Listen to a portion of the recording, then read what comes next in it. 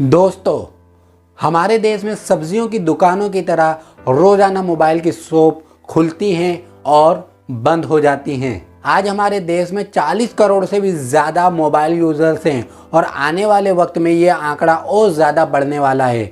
ऐसे में नए अपडेटेड मोबाइल मार्केट में हर महीने हर दिन आते रहते हैं और जो मोबाइल ख़राब हो गए हैं उनकी जगह लोग नए मोबाइल ख़रीदते रहते हैं। इस तरह से मोबाइल की ये मार्केट बहुत लार्ज है। ऐसे में ये सवाल उठता है कि आप किस तरह से इस मोबाइल मार्केट का फ़ायदा उठा सकते हैं और मोबाइल बिजनेस के ज़रिए अपने आप को स्केल अप करके एक अच्छा बिजनेसमैन बना सकते हैं। तो आज मैं बात करने वाला हूँ आप लोगों के सामने मोबाइल बिजनेस की। तो चलिए देर नहीं करते हैं और शुरू करते हैं। अगर आप मोबाइल बिजनेस को लेकर सीरियस हैं तो मैं स्ट्रांगली आपको रिकमेंड करूंगा 4 से 5 महीनों के लिए किसी मोबाइल शॉप पर एज ए वर्कर काम करें। इस तरह से आपको 4 एडवांटेज मिलेंगे जो आने वाले वक्त में आपको इस बिजनेस को ग्रो करने में मदद करेंगे। नंबर 1 एडवांटेज है how to sell mobile. Selling is the best skill.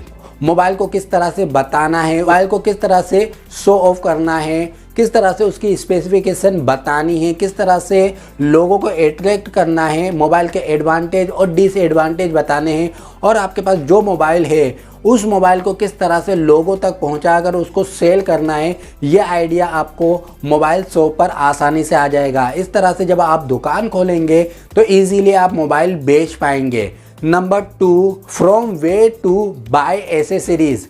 दोस्तों, रिटेलर को ये एसेसरीज बहुत ही सस्ते दामों पर मिल जाती है और इसकी अलग से मार्केट और दुकानें होती हैं। इसके लिए आपको पहचान बनाने की ज़रूरत पड़ती है। ऐसे में जब आप मोबाइल की शॉप पर काम करोगे तो ऐसी मार्केट आप आसानी से पहचान सकोगे और ऐसे लोगों से रिश्ता बना लोगे ताकि जब आप नए दुकान खोलो तो आपको चीज़ें आसानी के साथ ईजीली और सस्ते में मिल जाए, जिसको आप ज़्यादा कीमत पर बेचकर शुरू से ही ज़्यादा प्रॉफिट कमा पाओ।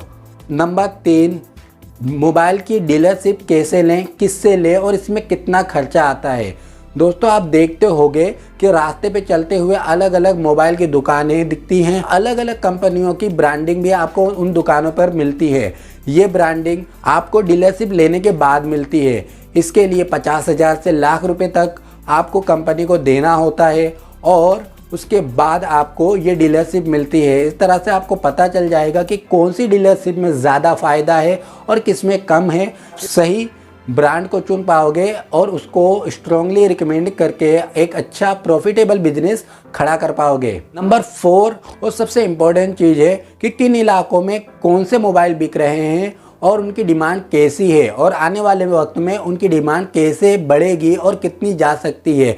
इस तरह से आपको ये पता चल जाएगा कि मुझे कहाँ पर इस दुकान को खोलना है और कहाँ पर नहीं खोलना है। दुकान को चुन सकते हैं, जगह को चुन सकते हैं, पब्लिक को चुन सकते हैं, शुरू से ही एक कदम आगे रह सकते हैं। जिस तरह से जंग में जाने से पहले सोल्जर अपने आप को ट्रेन करता है, बुरे से बुरे हालात के लिए तैयार करता है अपने आप को, अपने स्टेमिना को बूस्ट करता है, अपनी एनर्जी को बढ़ाता है ताकि वो डटकर मुकाबला कर सके और जंग जीत सके। ठीक यही चीज़ आप जब नौकरी करेंगे तो आपके साथ होगी। आप नई नॉलेज हासिल करोगे और इस बिजनेस को गहराई से जानोगे, खुद के एक्सपीरियंस से जानोगे। इस तरह से जब आप बिजनेस स्टार्ट करोगे तो आपके फेल होने की संभावना कम से कम हो जाएगी।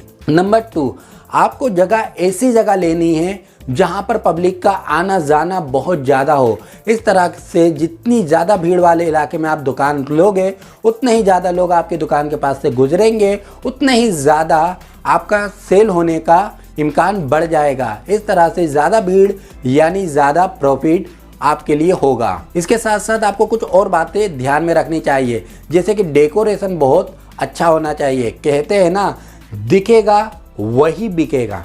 मोबाइल का डेकोरेशन करने के लिए आप 50,000 से लाख, 2 लाख, 3 लाख भी लगा सकते हैं, लेकिन मैं आपको रिकमेंड करूंगा कि शुरुआत में आप 40 से 50,000 रुपया ही खर्चा करें। काउंटर आपको लेना होगा, मोबाइल वॉल की ज़रूरत होगी जहां पर आप मोबाइल को लगा सकेंगे, डिस्प्ले कर सकेंगे।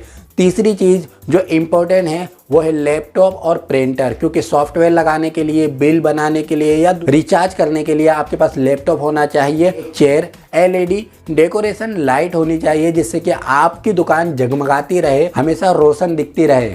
मोबाइल रिपेयरिंग किट, शुरुआत में आप मोबाइल रिपेयरिंग के लिए कमीशन किसी को रख सकते हैं और जब आपकी दुकान अच्छे से चल जाए तो आप उसको पगार पर कर सकते हैं। इस तरह से आपको प्रॉफिट ही प्रॉफिट होगा और अगर मोबाइल रिपेयरिंग ज़्यादा नहीं आएगी तो आपको अपने जेब से कुछ देना नहीं पड़ेगा। ग्लास डोर होना चाहिए क्योंकि अंदर की चीज़ बाहर दिखे और पब्लिक बाहर से ही जान ले कि अंदर मोबाइल शॉप है और आपने कौन कौन से मोबाइल रखे हैं। इस तरह से कस्टमर आपके पास खींचे चले आएंगे। प्रोडक्ट कौन से होने चाहिए? सबसे पहला है नॉर्मल मोबाइल फ़ोन, कीपैड में मिलते हैं, ये बहुत ही सस्ते मिल जाते हैं, जो लेटेस्ट चल रहे हैं। ऐसे 10-12 पीस अलग अलग आप रख सकते हैं, डिस्प्ले कर सकते हैं। उसके साथ आपको चाहिए कुछ स्मार्टफोन। आजकल 5,000 से 50,000 तक के फ़ोन आते हैं। शुरुआत में आप सब तो नहीं रख सकते क्योंकि अगर आप रखेंगे तो 40-50 प्रोडक्ट बहुत ज़्यादा हो जाएंगे और मोबाइल एक ऐसी चीज़ है जो हर महीने अपडेट होता रहता है। इसके लिए बहुत जल्दी ये चीज़ पुरानी हो जाती है और फिर सेल नहीं हो पाती है। शुरुआत के लिए मैं आपको रिकमेंड करूँगा कि आप 10 ऐसे पीस चुनें जो कि बहुत ज़्यादा बिक रहे हैं, उन्हीं को रखें और बाकी मोबाइल के डेमो रखें। जब कोई कस्टमर आपके पास आता है तो उसे डेमो बता दीजिए और कह दीजिए कि ये मेरे पास अभी स्टॉक ख़त्म हो चुका है, मैं आपको मंगवा दूंगा। कस्टमर दो तरह से आपके पास आते हैं, एक वो जिनको मोबाइल ख़रीदना होता है, वो उनका मकसद सिर्फ मोबाइल ख़रीदना होता है। ऐसे लोग जब आपके पास आएंगे तो आप अपनी सेलिंग स्किल का इस्तेमाल करते हुए उन्हें कोई भी मोबाइल बेच सकते हैं। लेकिन जो दूसरे लोग होते हैं जो स्पेसिफाई करके आते हैं कि हमको यही मोबाइल चाहिए, यही ब्रांड चाहिए और यही प्रोडक्ट चाहिए, तो ऐसे लोगों को आप कन्विंस नहीं कर सकते क्योंकि उनको आप कोई भी प्रोडक्ट बताओगे वो मना कर देंगे। जब ऐसा कोई कस्टमर आपके पास आए तो उससे कहे कि मैं ये प्रोडक्ट आपके लिए मंगा सकता हूँ, लेकिन इसके लिए आपको कुछ डिपॉजिट रखनी पड़ेगी। ये डिपॉजिट 500 से 2,000 रुपये, 4,000 जितने का प्रोडक्ट है उसकी आधी कीमत तक हो सकती है। उसको आप कन्विंस कर लीजिए, उसके बाद उसकी डिपॉजिट आप रख लीजिए। उसको आप ऑनलाइन या तो फिर मार्केट में अगर वो मिलता है तो उसको बाय करके दे दीजिए। इस तरह से क्या होगा कि आपको बीच का जो 5 से 15% का जो प्रॉफिट मार्जिन है वो मिल जाएगा और एक कस्टमर आपकी दुकान से नहीं जाएगा। लेकिन याद रखिए, आपके अंदर ऑनेस्टी होनी चाहिए और आपकी सर्विस बहुत अच्छी होनी चाहिए। आप ईमानदारी के साथ काम करें, सर्विस बेहतर दें और जो भी कस्टमर आता है उसकी फरियाद को ध्यान से सुने और उसको सॉर्ट आउट करने की कोशिश करें, क्योंकि एक कस्टमर 10 कस्टमर को लाता है, इसी तरह से एक कस्टमर 10 कस्टमर को आपकी दुकान से ले जाता है। जब आप अच्छी सर्विस दोगे, ऑनेस्टी के साथ काम करोगे तो यकीनन एक कस्टमर से 10 और 10 से 20 और 20 से 200 कस्टमर हो जाएंगे और दिन ब दिन आपका धंधा रोजाना बढ़ता ही चले जाएगा। मुझे उम्मीद है ये वीडियो आपको पसंद आई होगी, नॉलेजेबल लगी होगी और अगर आप इस बिजनेस को और ज़्यादा डिटेल में समझना चाहते हैं तो कमेंट ज़रूर करें। मैं इसका नेक्स्ट पार्ट भी ज़रूर बनाऊंगा ताकि और ज़्यादा स्पेसिफाई होकर मैं आपको बिजनेस की डिटेल समझा सकूं। मिलेंगे नेक्स्ट वीडियो में नेक्स्ट सब्जेक्ट के साथ, जब तक के लिए गुड बाय।